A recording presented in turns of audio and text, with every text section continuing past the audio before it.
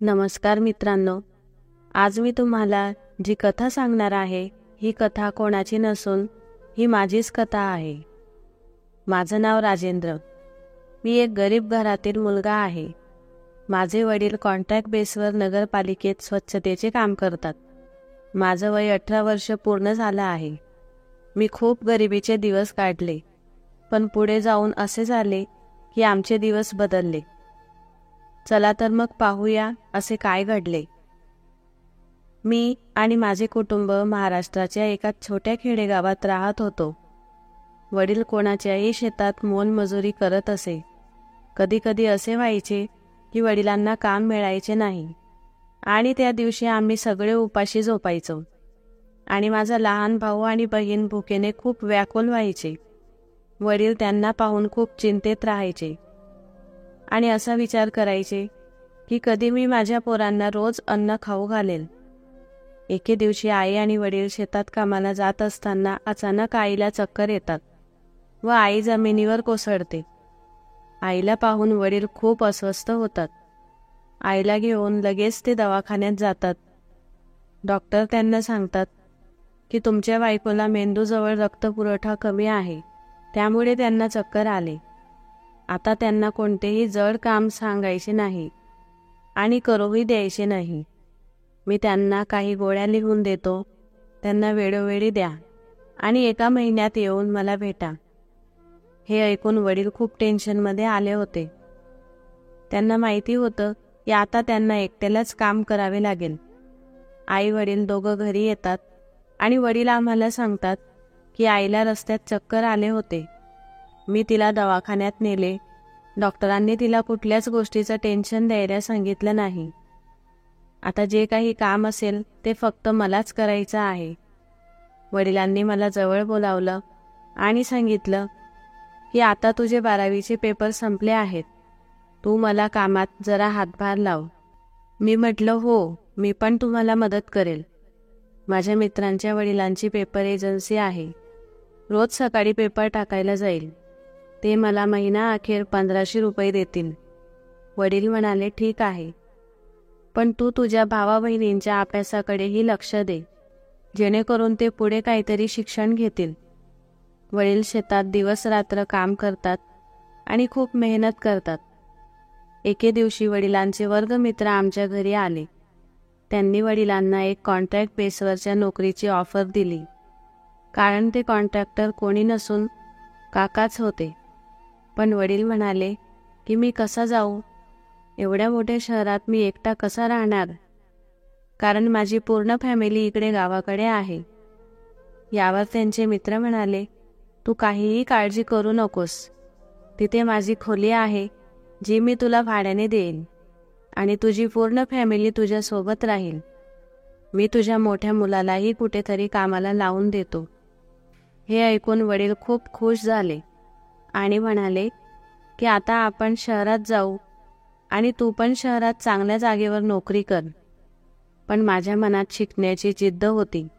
मला खूप खूप शिकायचे होते। आमची परिस्थिती गरिबीची असल्याकारणाने मी पुढे शिकू शकत नव्हतो। आम्ही शहरात गेलो। वडिलांना नगरपालिकेत कॉन्ट्रॅक्ट बेसवर साफसफाईचे काम मिळाले। वडिलांच्या मित्राने मला एक केटरर्सकडे कामाला लावून दिले। माझे शिक्षण जास्त झाले होते म्हणून मला सुपरवायझरचे काम मिळाले। त्या केटरर्सचा मालक खूप चांगला होता। तो मला नेहमी सांगायचा की तू कुठे काहीतरी शिक, मी तुला मदत करेल। मला माहीत आहे की तुमची परिस्थिती नाहीये। ज्यांनी तुला कामाला लावलं आहे तो माझा खास मित्र आहे, त्याने मला सगळं काही सांगितलं आहे। पण हे वडिलांना मान्य नव्हतं की माझ्या मुलाला शिक्षणासाठी कोणी मदत करेल।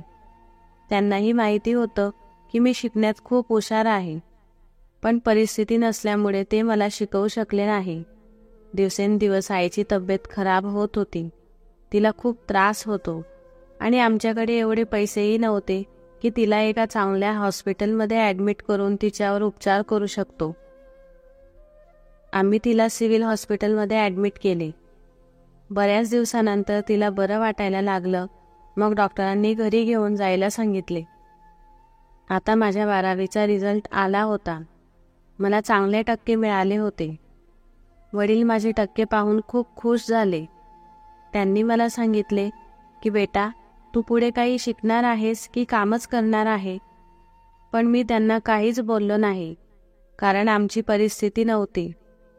मग वडील म्हणाले, बेटा तू चिंता करू नको, तू पुढे शिक्षण घे, मी तुला पैसे देईन.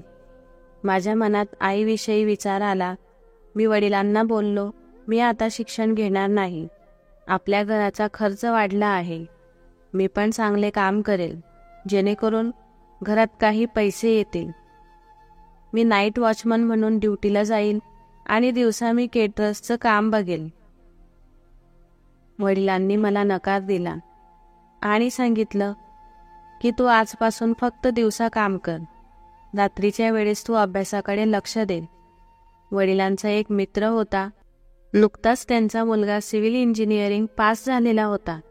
त्यांनी त्यांच्या मित्राला सांगितले की माझ्या मुलालाही सिव्हिल इंजिनिअरिंग करायचे आहे, त्याला खूप चांगले मार्क पडले आहेत.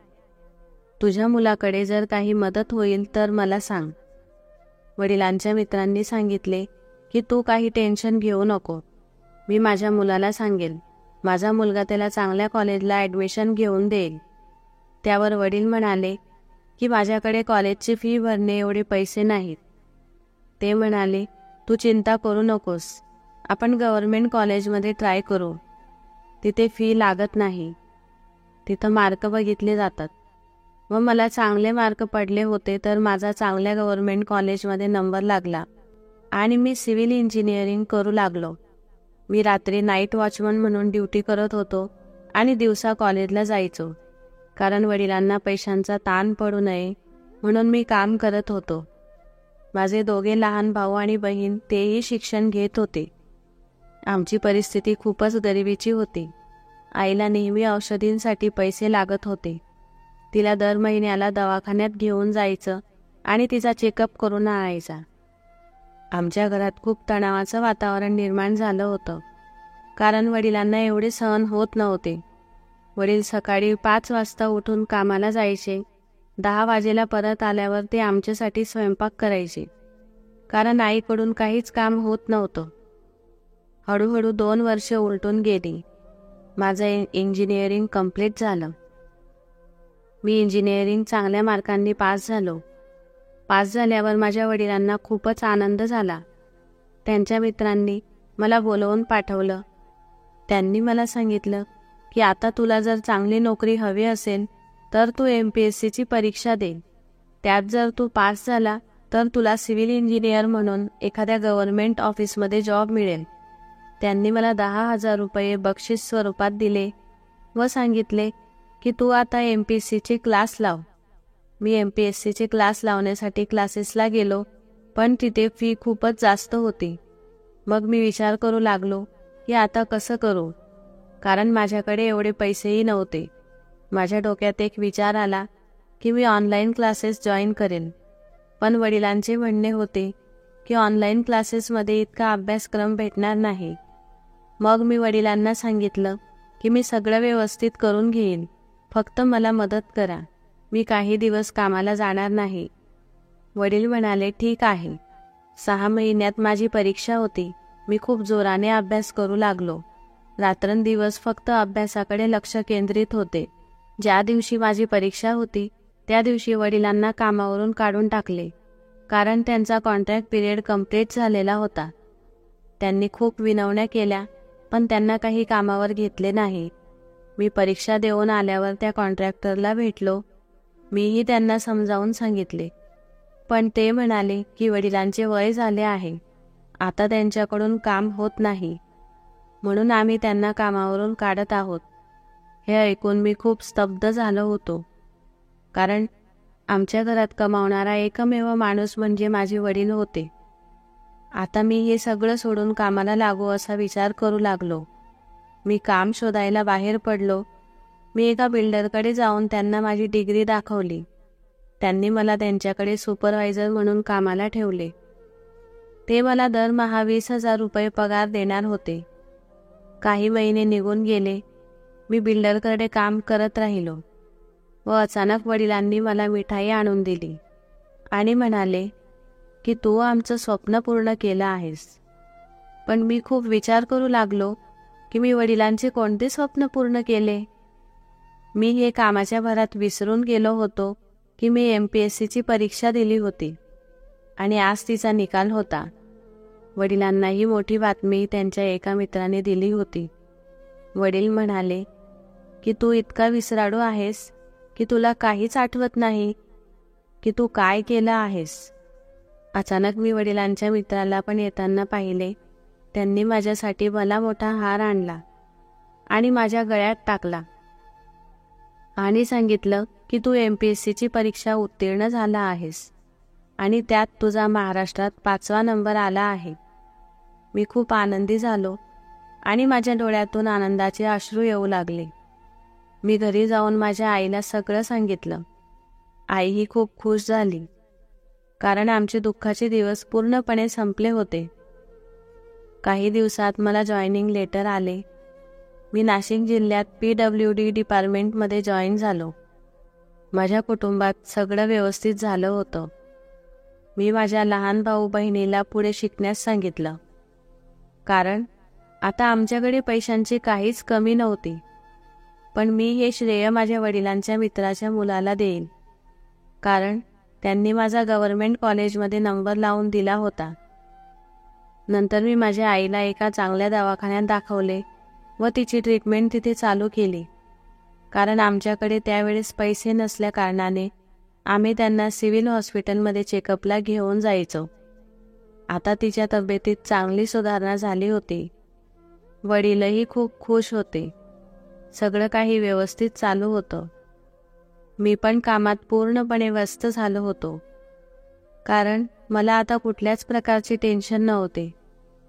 आम्ही नाशिक शहरातच चांगले मोठे घर घेतले आणि तिथे सगळे एकत्रित राहू लागलो. माझ्या भाऊ बहिणींचेही शिक्षण मी पूर्ण केले. काही दिवसांनी माझे लग्न झाले आणि आम्ही सगळे सुख समाधानाने राहू लागलो. तर मित्रांनो, ही कथा सांगण्याचा उद्देश एवढाच आहे की परिस्थिती कशीही असली त्यातून जर आपण योग्य मार्ग काढला व आपले ध्येय गाठले तर आपल्याला यश नक्कीच मिळते. संकट आल्यावर माणसाने कधीही खचून जाऊ नये. कोणत्याही संकटाला सामोरे जाण्याची ताकद आपल्या अंगी हवी. त्यातून नक्कीच आपल्याला पर्याय मिळतात. आपण केलेले प्रयत्न कधीच वाया जात नाही. एक ना एक दिवस त्याचे फळ आपल्याला नक्कीच मिळते. जर तुम्हाला ही कथा आवडली असेल तर आमच्या चॅनलला नक्की लाईक करा आणि सबस्क्राईब करा. आपण परत भेटूया नवीन कथेसह. जय हिंद, जय महाराष्ट्र.